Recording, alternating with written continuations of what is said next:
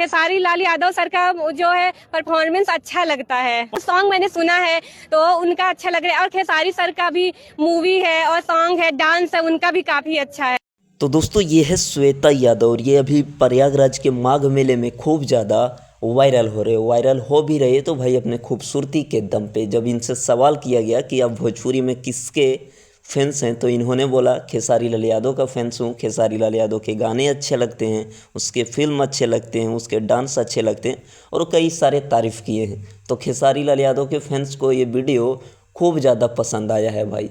और जब से ये वीडियो सोशल मीडिया में आया है तब से ये वीडियो ने तहलका मचा दी है। जितने भी खेसारी लाल यादव के फैंस हैं, आप लोगों को उम्मीद होगा कि इस वीडियो को देखने के बाद एक ना एक शेयर ज़रूर कीजिएगा। जितने भी खेसारी लाल यादव के फ़ैन हैं, श्वेता यादव के आईडी को फॉलो नहीं किए हैं तो जाके इंस्टाग्राम पे कर सकते हैं। जितने भी खेसारी के फ़ैन हैं भाई, इस वीडियो को खूब ज़्यादा शेयर कर दीजिए ताकि खेसारी के विरोधियों तक ये वीडियो ज़रूर पहुंच जाए भाई। उनको दिखना चाहिए कि खेसारी के फ़ैन हर एक जगह, हर एक यहाँ देखने को मिलता है। राधे